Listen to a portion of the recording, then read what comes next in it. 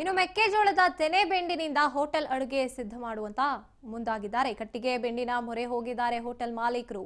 Cylinder ಸಿಗದೆ ಹಾವೇರಿಯಲ್ಲಿ ಹಾರಿ ಹೋಗಿದೆ ಗ್ಯಾಸ್ ಒಲೆಗಳು. ಗ್ಯಾಸ್ ಹಾಹಾಕಾರ ಮುಂದುವರೆದಿದೆ. ಮೆಕ್ಕೆಜೋಳದ ತೆನೆ ಬೆಂಡಿನಿಂದ ಹೋಟೆಲ್ನಲ್ಲಿ ಅಡುಗೆ ಸಿದ್ಧಪಡಿಸಲಾಗ್ತಾ ಇದೆ. ಕಟ್ಟಿಗೆ ಬೆಂಡಿನ ಮೊರೆ ಹೋಗಿದ್ದಾರೆ ಹೋಟೆಲ್ನ ಮಾಲೀಕರು. ಸಿಲಿಂಡರ್ ಸಿಗ್ತಾ ಇಲ್ಲ ಅಂತ ಹಾವೇರಿಯಲ್ಲಿ ಗ್ಯಾಸ್ ಒಲೆಗಳು ಹಾರಿ ಹೋಗಿದೆ. ಗ್ಯಾಸ್ ಹಾಹಾಕಾರ ಮುಂದುವರೆದಿದೆ. ಮೆಕ್ಕೆಜೋಳದ ಬೆಂಡೆ ಈಗ ಅವರಿಗೆ ಆಧಾರ ಆಗಿದೆ. ಮಹಾ ಸಂಕಷ್ಟವನ್ನ ತಂದಿಟ್ಟಿದೆ ಗ್ಯಾಸ್ ಸಿಲಿಂಡರ್ ಇಲ್ಲದೆ. ರೇಣುಕಾದರ್ಶಿನಿ ಹೋಟೆಲ್ನಲ್ಲಿ ಬೆಂಡನ್ನ ಬಳಸಿ ಅಡುಗೆಯನ್ನ ಮಾಡಲಾಗ್ತಾ ಇದೆ. 5,000 ಬೇಡಿಕೆಗೆ 30,000 ಬುಕ್ಕಿಂಗ್ ಆಗಿರುತ್ತೆ. ಇನ್ನು ಸ್ಥಿತಿ ಗಂಭೀರವಾಗಿದೆ. ಇನ್ನೆರಡು ದಿನಗಳಲ್ಲಿ ಬಹುತೇಕ ಹೋಟೆಲ್ಗಳು ಬಂದಾಗುವಂತ ಭೀತಿಯಲ್ಲಿ ಹಾವೇರಿಯ ಜನತೆ ಇದ್ದಾರೆ. ಮೆಕ್ಕೆಜೋಳದ ತೆನೆಯ ಬೆಂಡಿನಿಂದ ಹೋಟೆಲ್ನಲ್ಲಿ ಅಡುಗೆ ಮಾಡಿ ಬಡಿಸ್ತಾ ಇರುವಂತ ಪರಿಸ್ಥಿತಿಗೆ ಬಂದಿದ್ದಾರೆ.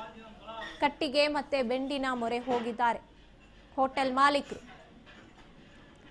ನೋಡ್ತಾ ಇದ್ದೀವಿ ಹೋಟೆಲ್ ವ್ಯವಹಾರ ಏನಿದೆ ಅದು ನಡಿಬೇಕು, ಮುಂದುವರಿಬೇಕು ಅಂತ ಮೆಕ್ಕೆಜೋಳದ ತೆನೆಯ ಬೆಂಡಿನಿಂದ ಅಡುಗೆಯನ್ನ ಸಿದ್ಧಪಡಿಸಿ ಗ್ರಾಹಕರಿಗೆ ಬಡಿಸುವಂತ ಕೆಲಸ ನಡೀತಾ ಇದೆ. ಇನ್ನು ಸಾಕಷ್ಟು ಹೋಟೆಲ್ಗಳು ಇದಾಗಲೇ ಬಂದ್ ಆಗಿರುವಂಥದ್ದು.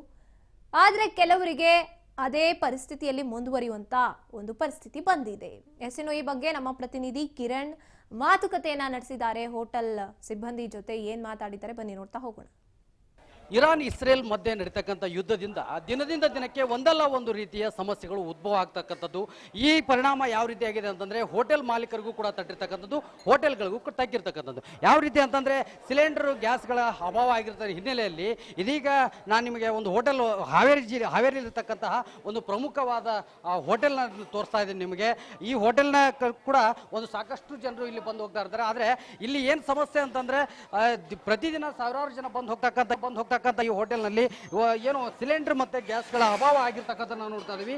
ಈ ಹಿನ್ನೆಲೆಯಲ್ಲಿ ಈಗ ನಾನು ನಿಮಗೆ ತೋರಿಸ್ತಾ ಹೋಗ್ತಾ ಇದ್ದೀನಿ. ಈ ಹಿನ್ನೆಲೆ ಒಂದು ಸೌದೆ ಕಟ್ಟಿಗೆ ಆಗಿರ್ಬೋದು, ಸೌದೆ ಒಲೆ ಮೂಲಕ ಅಡುಗೆ ಮಾಡ್ತಕ್ಕಂಥದ್ದು. ಅದ್ರ ಜೊತೆಗೆ ವಿಶೇಷವಾಗಿ ಈಗ ಗ್ಯಾಸ್ ಅಭಾವ ಆದಾಗ ಅದಕ್ಕೆ ಏನು ಮಾಡಬೇಕು ಅನ್ನೋ ಒಂದು ನಿಟ್ಟಿನಲ್ಲಿ ಆ ಸೌದೆ ಕಟ್ಟಿಗೆ ಜೊತೆಗೆ ಏನು ಮೆಕ್ಕೆಜೋಳದ ಬೆಂಡು ಅಂತ ಏನಿರುತ್ತೋ ಮೆಕ್ಕೆಜೋಳದ ಬೆಂಡಿನಿಂದಲೂ ಕೂಡ ಅಡುಗೆ ಮಾಡ್ತಕ್ಕಂಥದ್ದನ್ನು ನಾವು ನೋಡ್ತಾ ಇದ್ದೀವಿ. ಏನು ನಿಮಗೆ ವಿಡಿಯೋದಲ್ಲಿ ತೋರಿಸ್ತಾ ಹೋಗ್ತಾ ಇದ್ದೀನೋ ಅದೇ ರೀತಿ ಅಂದರೆ ಸೌದೆ ಆಗಿರ್ಬೋದು, ಮೆಕ್ಕೆಜೋಳದ ಬೆಂಡುಗಳಾಗಿರ್ಬೋದು, ಇವುಗಳನ್ನು ಉಪಯೋಗಿಸಿ ಅಡುಗೆಯನ್ನು ಮಾಡ್ತಕ್ಕಂಥದ್ದು. ಯಾಕಂದರೆ ಸಿಲಿಂಡರ್ ಯಾವಾಗ ಅಭಾವ ಆಯಿತು ಆಗ ಆ ಹಿನ್ನೆಲೆಯಲ್ಲಿ ಈ ಒಂದು ಕಾರ್ಯಕ್ಕೆ ಹೋಟೆಲ್ ಮಾಲಕರು ಈಗ ಮುಂದಾಗಿರ್ತಕ್ಕಂಥದ್ದು. ಸಾಕಷ್ಟು ಒಂದು ಸಮಸ್ಯೆ ಆಗ್ತಿರೋದನ್ನು ನೋಡಿದಾಗ ಎಲ್ಲೋ ಒಂದು ಕಡೆ ಈ ಸಮಸ್ಯೆಯನ್ನು ನೀಗಿಸಬೇಕು ಅಂತಂದರೆ ಒಂದು ಅನಿವಾರ್ಯವಾಗಿ ಸಿಲಿಂಡರ್ ಇಲ್ಲದ ಕಾರಣ, ಹಾಗಾಗಿ ಈ ಒಂದು ಸೌದೆ ಒಲೆಗೆ ಆಗಿರ್ಬೋದು ಅಥವಾ ಮೆಕ್ಕೆಜೋಳದ ಬೆಂಡನ್ನು ಉಪಯೋಗಿಸುವ ಮೂಲಕ ಈ ಒಂದು ಕಾರ್ಯವನ್ನು ಅಂದರೆ ಹೋಟೆಲ್ನ ನಡೆಸುವಂಥ ಪರಿಸ್ಥಿತಿ ಬಂದು ಒದಗಿದೆ.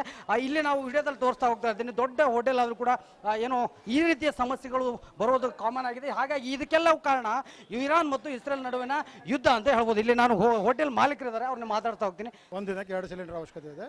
ಹಾಗಾಗಿ ನಿನ್ನೆಯಿಂದ ಈ ಕಡೆ ಸರಬರಾಜು ಆಗ್ತಾ ಇಲ್ಲ, ಸಿಲಿಂಡರ್ ಸಪ್ಲೈ ಮಾಡ್ತಾ ಇಲ್ಲ. ಮೊದಲೆಲ್ಲ ಸಾಕಷ್ಟು ಸಪ್ಲೈ ಆಗ್ತಾ ಇತ್ತು, ಯಾವುದೇ ತೊಂದರೆಗಳಿದ್ದಿಲ್ಲ.